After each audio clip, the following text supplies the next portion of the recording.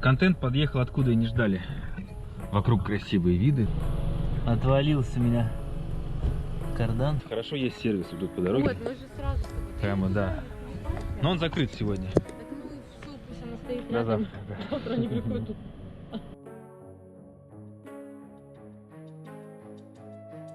Конечно же, меня напрягает эта ситуация с машиной. Я сейчас уже думаю, блин, ну все рушится. То есть я, по идее, даже не выехал в то путешествие, которое я запланировал. Но это урок. Все нам для чего-то нужно, все нам для чего-то дается. Мы начинаем мыслить на негативной волне. Мысль материальная, я в этом уверен. И мы начинаем притягивать. Но мы можем обломать эту цепочку негативных событий сразу с первого события. Хлоп. Вот такой вот вам совет от меня, основанный на моем личном опыте, на моих личных убеждениях. Кому нравится, применяйте. Кому не нравится, ну, мыслите на негативных волнах, это дело каждого. На них приятно мыслить, на самом деле, так проанализируйте, что вот ты варишься прям в этом, о, как же все плохо, как же все плохо. И как будто бы у нас такой вот внутренняя такая гармония, что вот мы в этих...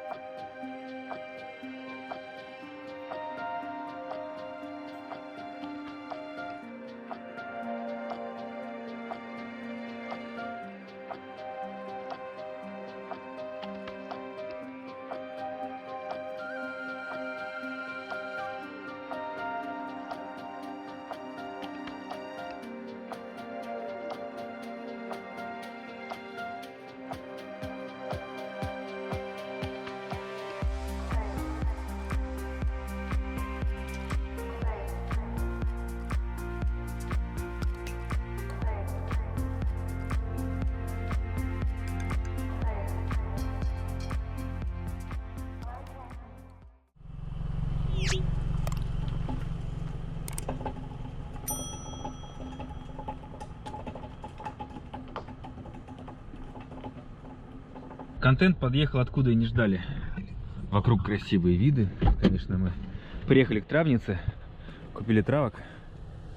Вот у меня что-то случилось. Отвалился у меня кардан. Сейчас плетусь до сервиса доехать.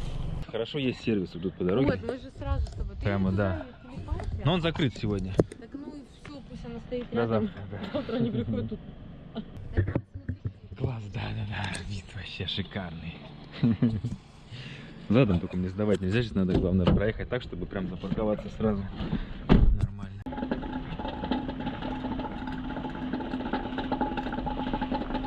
Вот такие вот приключения могут случиться, когда ты едешь дорогу неожиданную. Сейчас узнали, где человек живет, который в сервисе работает. Сервис закрыт, вот здесь у ребят автосервис. Ну попробую, может быть, сможет помочь мне.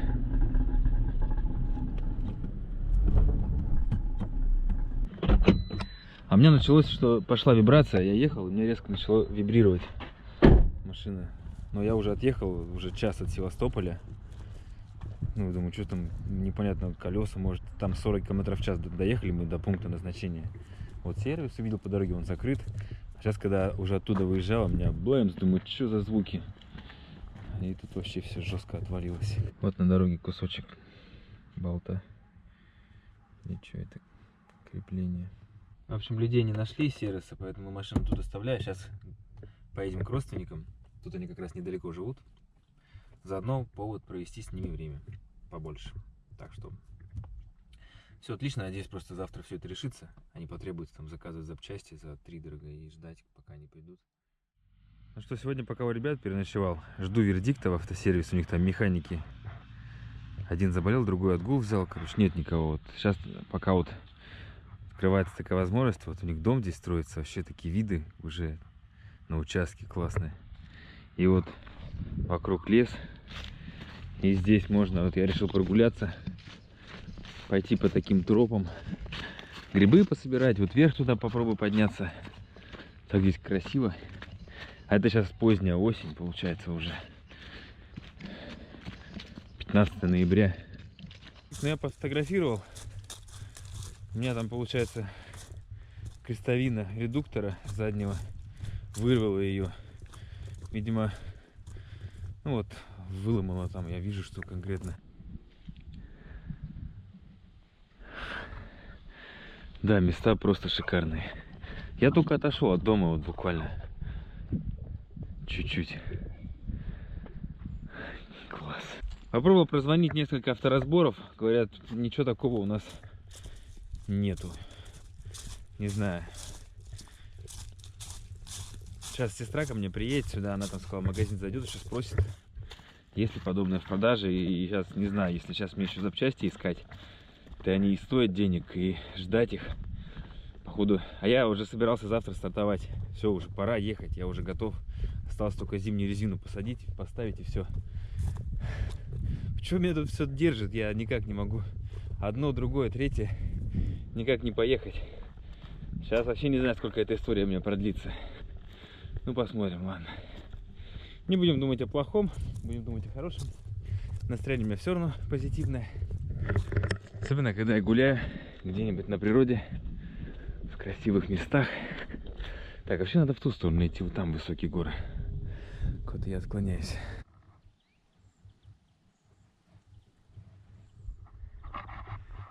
Это Бахчисарайский район.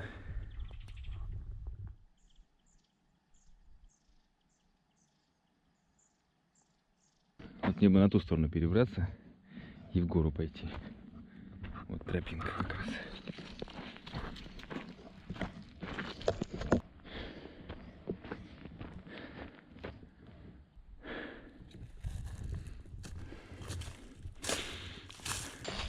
Слушайте, вот вообще отличное настроение.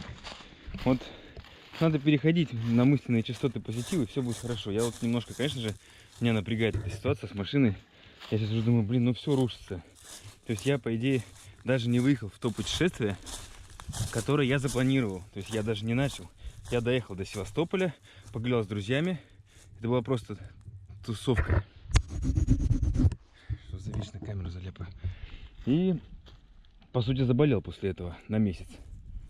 Сейчас только оправился, все, здоровье чувствую у меня, все, я готов ехать, путешествовать. Сейчас с машиной непонятно насколько застрянем. Уже зима.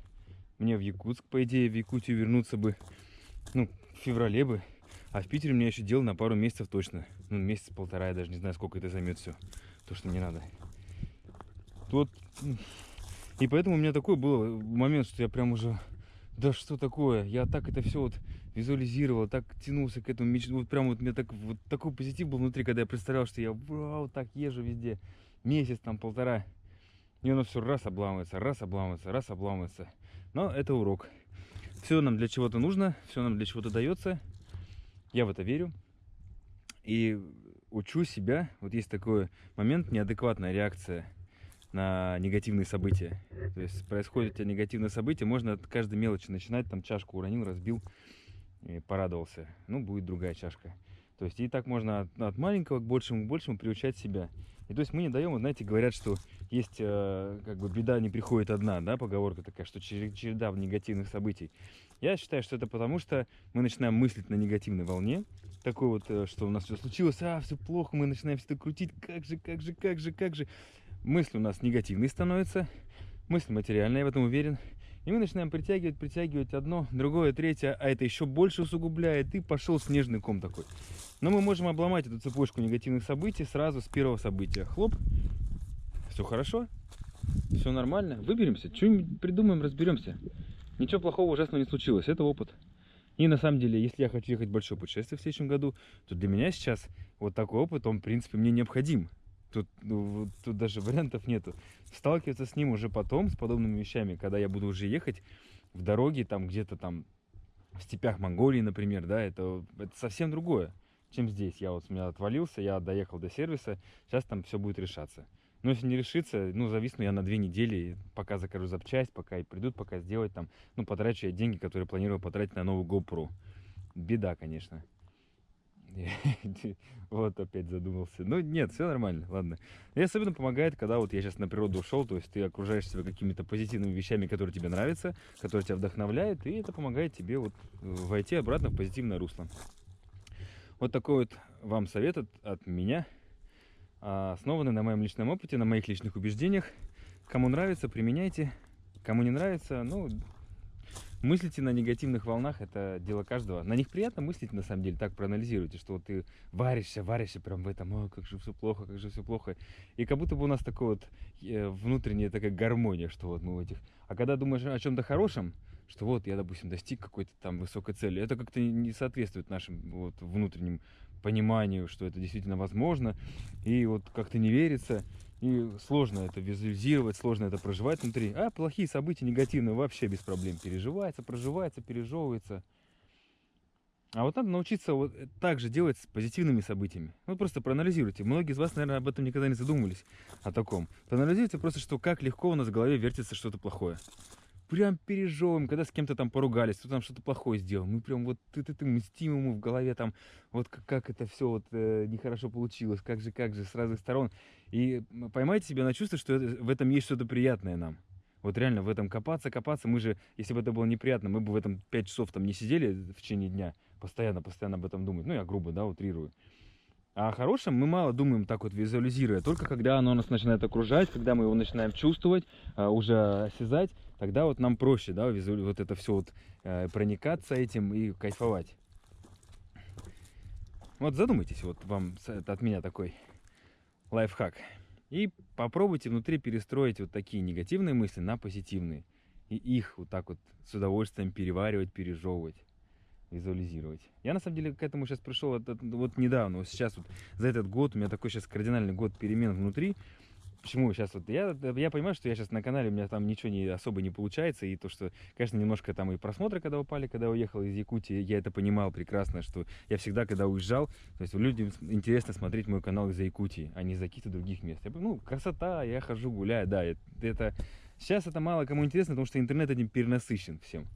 Поэтому я ищу какую-то изюминку. И вот сейчас над этим работаю. Я вернусь с новыми силами.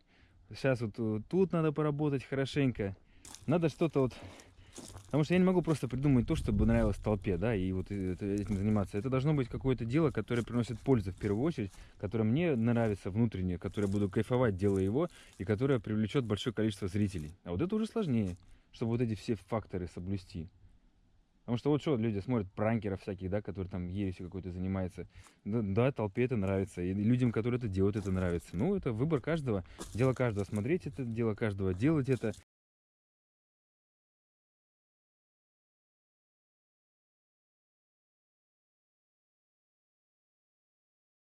А я, ну, у меня свой внутренний мир. У моих зрителей свой внутренний мир, который соответствует во многом моему. Именно поэтому вы меня смотрите. Именно поэтому сейчас вот те там 1000-1500 человек, которые все-таки смотрят мои видео про Крым, вам большое спасибо за это. Вы меня поддерживаете, что пишете комментарии тоже, потому что, ну, как ни крути, как я это не осознавал, не понимал, что у меня все упадет, все будет, просто канал просядет. Все равно там выпускаешь видео. Да я и делал все эти видео в больном состоянии, я же болел. По сути, что там, я покатался с друзьями, мы больше отдыхали, чем снимали. С сестрой прокатились на Чертердак, я только-только поправился, и вроде себя начал хорошо чувствовать, а потом опять мы по возвращению, у меня гайморит, и у меня и слег еще на 1,5 недели после этого. И в таком состоянии я еще монтировал все это. Сейчас надо внутреннее такое вдохновение поймать. Вот в Крыму я это ловлю сейчас. В Якутию я вернусь, я соскучился уже. Это сколько времени прошло. Я кайфану от того, что я вернулся наконец-то, что вот это все родное. И у меня уже есть мысли, что делать дальше. Ну, для этого просто нужно сейчас вот поработать. Вот дела, которые в Питере у меня есть, тоже для этого. Ну, одно из них я хочу сделать операцию на нос. Видите, у меня нос сломан. На самом деле, что я это могу сказать? У меня перегородки плохо дышат. И, в принципе, мне в жизни это никогда не мешало. Мне сломали его там в 23-25 лет. Двойной, ну, и он кривой получился, ничего страшного визуально. Но сейчас, когда я делаю фильм, у меня возникла проблема с озвучкой. То есть я все-таки говорю в нос. Это, может быть, не всегда слышно, но в озвучке, в микрофон это вот очень сильно было слышно. И мне приходилось каждый раз капать в нос капли, чтобы нос открылся, но это происходило, он открывался минут на 40. И капать я тоже долго не мог, их вообще вредно капать долго. То есть это я уже делал, когда там последний месяц, финальная озвучка, один раз в день закапаешь, он откроется, потом опять закроется, и все, я озвучивать не могу. Почему еще у меня с озвучкой так с фильмом затянулось? Поэтому хочу сейчас поехать, вернуться в Питер, и надо пойти вот обследоваться, что у меня там, и сделать внутри, чтобы все дышало. Я хочу заниматься озвучкой, мне это понравилось. Хочу разработать голос, чтобы и свои ролики озвучивать нормально. Ну, купить нормальные микрофоны надо. Я вот сейчас на планшете пытался записать. Ну, вообще не то. У меня вот еще слух такой, что мне нужно идеально. Не нравится мне то, что там получается. Вот надо, получается, улучшить вот это, всю систему. Улучшить звукоснимающую, звукозаписывающую систему. То есть микрофоны какие-то найти. В общем, вот. И надо на это много ресурсов, конечно. И на мое будущее путешествие. Но это ладно, это уже отдельно. Буду думать.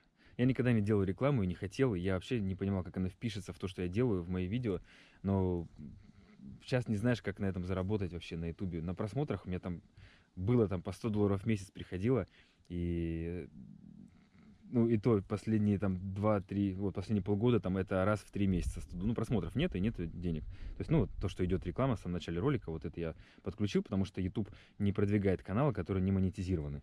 То есть и вот долларов по 100 мне приходило, это минимальный порог. То есть, по идее, чтобы на этом зарабатывать, нужно мне в десятки раз увеличить просмотр, чтобы хоть какой-то там такой, ну, минимум там в пределах 100 тысяч получать.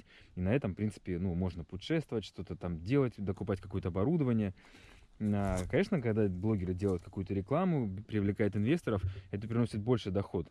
По сути, я вообще о деньгах не думаю, мне нужны ресурсы. Я сейчас все, которые у меня есть ресурсы, вкладываю вот в оборудование, в съемочное. То есть вот камеру купил, вот эту Osmo, которая у меня сломалась. А сейчас я хочу путешествие, мне нужно в путешествии машину. Нужно, в общем, я нашел, конечно, что сделать со своим единственным имуществом, чтобы купить машину. Вместо этого и остаться без жилья. Потому что оно в ипотеке, там покроется кредит, и остаток чисто на тачку, и все. Вот она будет моим домом. У меня такой вот порыв души с вами поделиться. Сейчас вот неожиданно возник. Я ждал этого момента, я хотел поболтать, но ждал именно момента, когда я не просто там начну говорить, там, хотел, чтобы вот у меня было такое вдохновение. И вот я его поймал именно в тот момент, когда у меня такое событие, видите, случилось, в принципе, негативное. Вот о чем я говорю. То есть все для чего-то, даже вот оно случилось для того, чтобы я, во-первых, приехал к нашим родственникам, с ними увиделся, вот поиграл там сейчас с детьми, вот на участок сюда приехал, увидел эти красивые места, чтобы я сейчас получил какое-то внутреннее вдохновение с вами всем этим поделиться. Это тоже, для этого это тоже было нужно. Потому что я хотел поделиться планами, хотел полностью выздороветь, потому что недомогание было долгое. Ну, как-то мне что-то так затянулось жестко. И хотел вот просто с вами сесть и поболтать о том, о сём, вот, как дела и так далее. Но это еще отдельно я хотел про путешествие рассказать, но я уже сейчас заболтался, затянул. В общем, пока на этом все. Давайте прервемся, а то люди долго слушать не любят, я знаю. Отдельно еще все-таки, когда я сейчас завершу вот это все с машиной, мы сядем с вами и поговорим. Я расскажу, вот, как у меня вот о моих планах. Потому что путешествие я даже не начал. Вот, и вот что я хотел сказать. Я даже то, что я запланировал на вот это вот все, добыл машину, я даже не начал то, что я хотел. Вот. Зима приходит, наступает.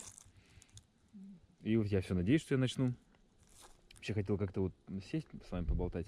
И думал, что это будет на новую камеру с хорошим микрофоном, петличкой. Приходится снимать на GoPro. Надеюсь, звук там нормальный, ничего не шуршит. Ну, я когда в руках держу, на меня шуршит. Я всегда чувствую, мне прям неприятно, но что делать? Либо так, либо никак. Ладно, все, хорошо болтать. Давайте вот еще погуляем. Я же вообще вот туда иду. На вот ту вершину хочу как-то забраться. Там тропа. Это мне еще туда час добираться, наверное, через все эти дебри. Я не думал, что здесь так вот такая непролазная чаща. Пойдемте искать где-то проход.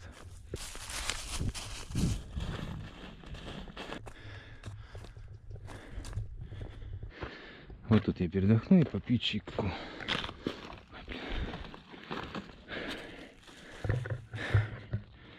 Вот тогда посижу.